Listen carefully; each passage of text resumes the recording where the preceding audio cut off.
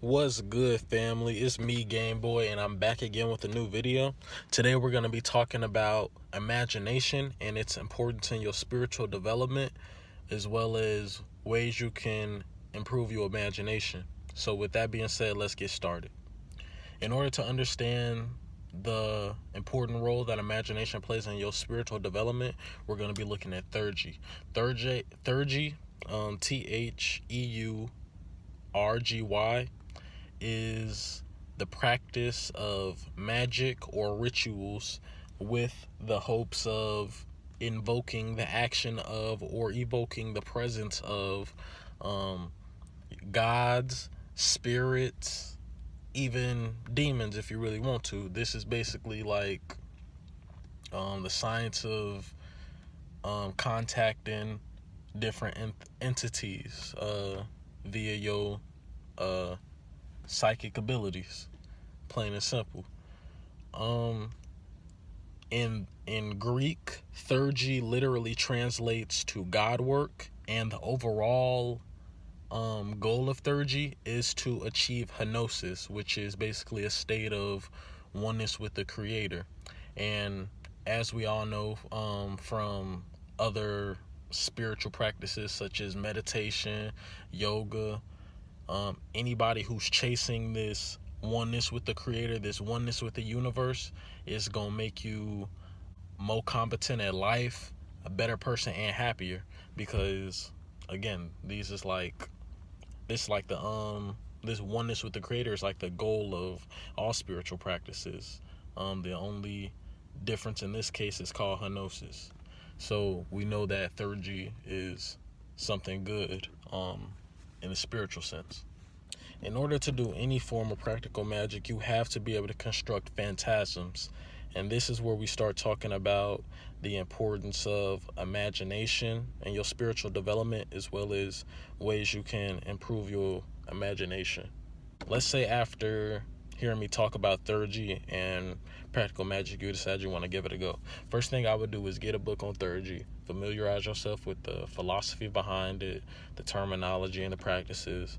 Then you want to choose the entity that you want to build a relationship with, be it a god, a spirit, or a demon if you really choose to.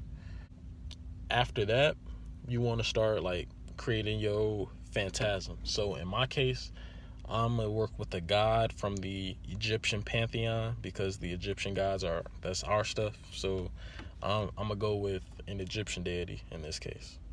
So let's say you wanted to build a relationship with Thoth. Thoth, the Egyptians accredit him for creating all sciences, writing, mathematics, all that. So let's say I want to build and he wrote the emerald tablets, if you know what those are.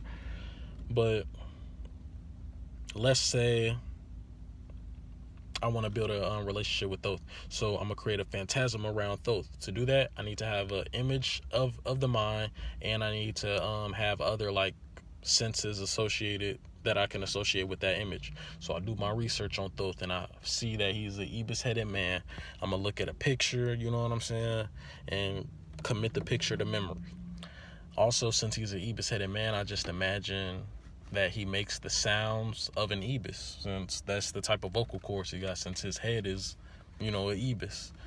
Also, I couldn't find any like smells, and he's not like, his domain isn't like, you know what I'm saying, something you would like, it's not like something you would just, it's not like fire or something like that. So he really don't have no feelings or nothing like that associated with him. I just think of numbers. So every morning I'm gonna have this picture in my head. First you want to construct a clear phantasm in your head. To get good at this, you just got to practice.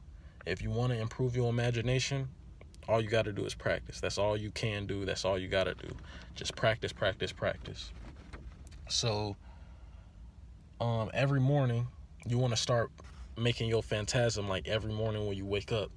Then eventually, once it's easy to do that in the morning, you want to do it over the course of your day, and then eventually the phantasm, and while you like construct it in your head, you want to say their name and probably also say like their domain, you know, like what they rule. So after you can do this throughout your day, and then eventually it's gonna start taking on a form of its own, and then you're gonna start seeing like you just gonna have a relationship with that guy. They're gonna start you're gonna start feeling their presence in places that cater to what their domain is.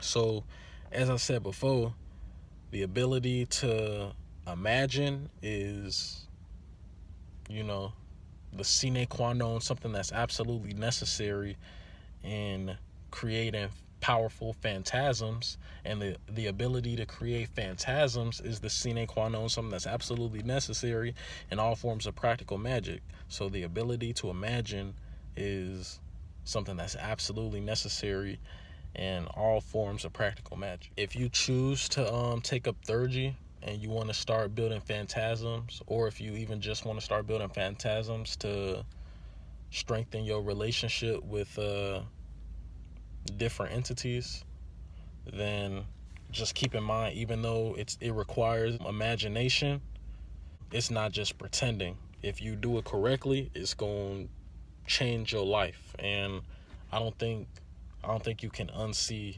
phantasms, you know, like you're going to change, like you got to be ready for a switch if that's what you really want. Also, be careful who you decide to get in contact with. While it's possible, getting in contact, like building a relationship with a demon for like, you know what I'm saying, for any reason, really, like, it'd be foolish. But with that being said, respect this science. Like this video if you're interested if you're interested in connecting to higher worlds, if you're interested in spirituality. And with that being said, thanks for tuning in and have a good one. Peace.